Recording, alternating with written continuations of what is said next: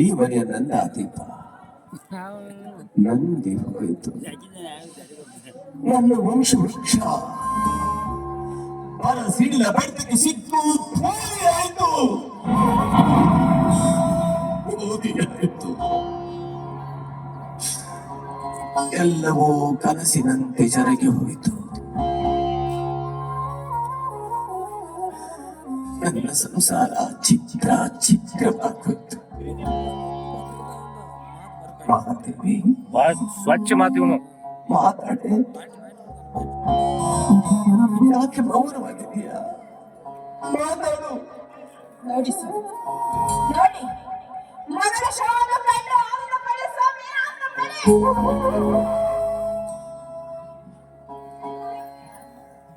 ಮಹಾದೇವಿ, ಇವು ಸಾವುತಾವ. ಈಗ ಹೆಚ್ಚಿಗೆ ಚರ್ಚೆ ಮಾಡುತ್ತಾ ನಿಲ್ಲೋದು ಬೇಡ. ಸುದ್ದಿ ಗೊತ್ತಾದ್ರೆ ಜನ ಎಲ್ಲ ಬಂದು ಸೇರ್ಕೊಂಡಿರ್ತಾರೆ. ನೀನ್ ಇಲ್ಲೇ ಇರೋ, ನಾನು ಆದಷ್ಟು ಬೇಗ ಈ ಶವ ಸಂಸ್ಕಾರದ ವ್ಯವಸ್ಥೆ ಮಾಡ್ಬರ್ತೀನಿ. ನಿಲ್ಲಿ ಸ್ವಾಮಿ, ಇದ್ಯಾಕು ನನಗೆ ನಿಮ್ಮ ಪಾದದ ಮೇಲೆ ಬಿದ್ದು ನಮಸ್ಕಾರ ಮಾಡಬೇಕು ಅಂತ ಈ ನನ್ನ ಮನಸ್ಸು ಕರೀತಾ ಇದೆ. ದಯವಿಟ್ಟು ಜೋಡಿಸ್ತಿರ್ತೀರಾ? ಈ ದಿವಸ ಸತ್ತಿಗೆ ಆಶೀರ್ವಾದ ಮಾಡ್ತೀರಾ? ಹೇಳ್ರಿ. ಯಾಕೆ ವಿಚಿತ್ರವಾಗಿ ಮಾತಾಡ್ತಾ ಇದ್ದೀನಿ?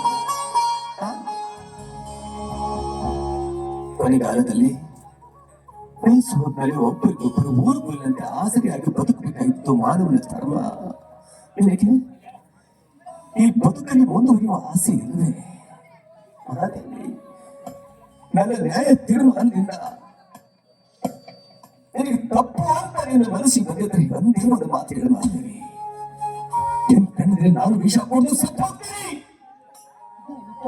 ಮಾತಾಡಿದ್ರು ಮನೆ ನನ್ನ ಮಾನಕ್ಕಾಗಿ ಮಗನ ಪ್ರಾಣವನ್ನೇ ಬಲಿ ಕೊಟ್ಟ ಪುಣ್ಯವಂತರು ನೀವು.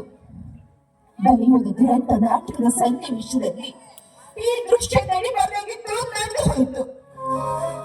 ಆದ್ರೆ ಮದುವೆಯಾಗಿ 3 ವರ್ಷ ಕಳೆದ್ರು ಆ ದೇವರು ನನಗೆ ಸಂತಾನ ಭಾಗ್ಯ ಕರುಣಿಸಲಿಲ್ಲ. ಕಂಡ ದೇವರಿಗೆ ಹರಕೆ ಹೊತ್ತು ಹೆತ್ತ ಒಬ್ಬ ಮಗನಿಗೆ ಹೆತ್ತ ತಾಯಿ ಕೈಯಿಂದ ಹಾಲಿನಲ್ಲಿ ವಿಷ ಕುಡಿಸಿದ್ರಲ್ಲ.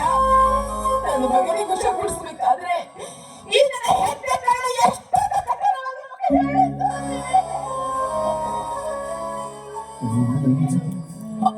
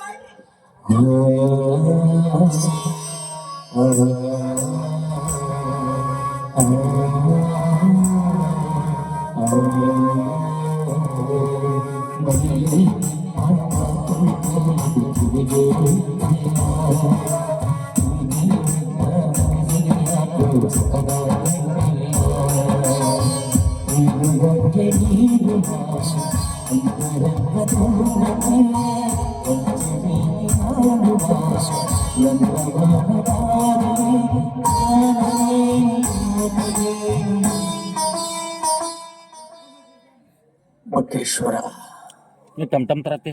ನನ್ನ ಬದುಕೆಂಬ ಸಂತೆ ನಿನಗೆ ಇಷ್ಟ ಆಗಲಿಲ್ಲ. ಟೇಬಲ್ ಹೇರ್ಕೊಂಡು ನಾನೇನು ತಪ್ಪು ಮಾಡಿದ್ದೆ ಅಂತ ಈ 70 ಕುರಿ ಶಿಕ್ಷೆ ಕೊಟ್ಟೆಯಪ್ಪ ನೀನು. ಇಲ್ಲೋಗಳಲ್ಲಿ ನ್ಯಾಯ, ನೀತಿ, ಸತ್ಯವಂತರು ಬದುಕುವುದು ನನಗೆ ಇಷ್ಟ ಇಲ್ಲವೇ? ಸತ್ಯವಂತರಿಗೆ ನೀನು ಕೊಟ್ಟ ಶಿಕ್ಷೆ ಅಥವಾ ಪರೀಕ್ಷೆ? ಹೇಳ ಪರಮಾತ್ಮ,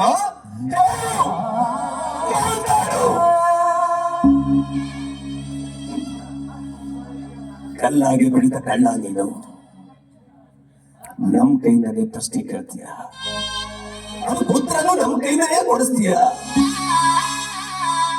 ಎಲ್ಲ ಬಲ್ಲವನಾಗಿ ಏನೂ ಗೊತ್ತಿಲ್ಲದೆ ಕುಳಿತ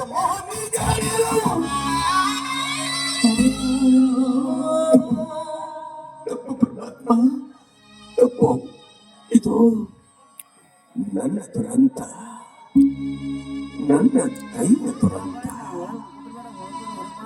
ಇಲ್ಲ, ಹಾಗಾದ್ರೆ ನಾನಿನ್ನು ಮುಂದೇನ್ ಮಾಡ್ಬೇಕು? ಈ ಮನೆಯ ಆಸ್ತಿ, ಅಂತಸ್ತು, ಐಶ್ವರ್ಯವನ್ನ ಯಾರಿಗೆ ಮಾಡಬೇಕು?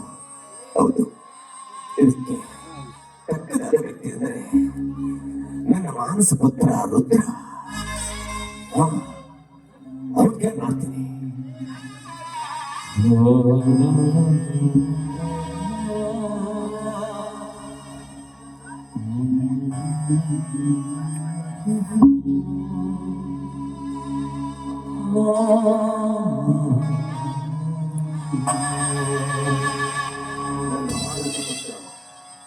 ರುದ್ರನಿಗೆ ನಿನ್ನ ಧನಾರ್ಥನೆ ಮಾಡುವ ಆಶೀರ್ವಾದ.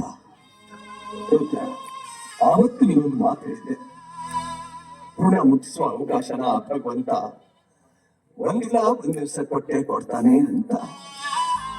ನೀನು ಒಂದು ಮನೆಯ ಋಣ ಮುಟ್ಟಿಸಿದೆ ರುದ್ರ. ಈಗ ನಾನು, ಮಗ, ಹೆಂಡತಿ ಎಲ್ಲರನ್ನೂ ಕಳೆದುಕೊಂಡಿದ್ದೇನೆ. ವಿಜಿ ನನ್ನ ಬದುಕಿನಲ್ಲಿ ವಿಚಿತ್ರವಾದ ಆಟವನ್ನು ಆಡಿದೆ.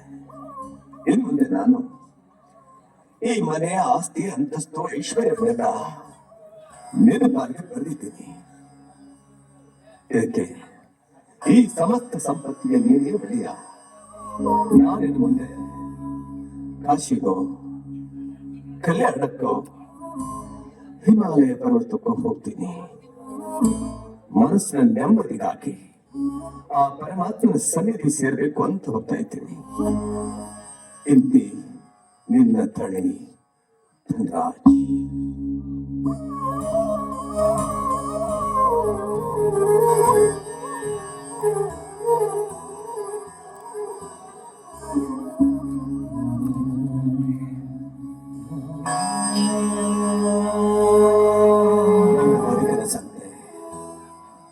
ಕೊನೆಯಾಗ್ತಾ ಬಂತು. ನನ್ನ ಪ್ರಯಾಣ ಇನ್ನು ಹಿಮಾಲಯದತ್ತ.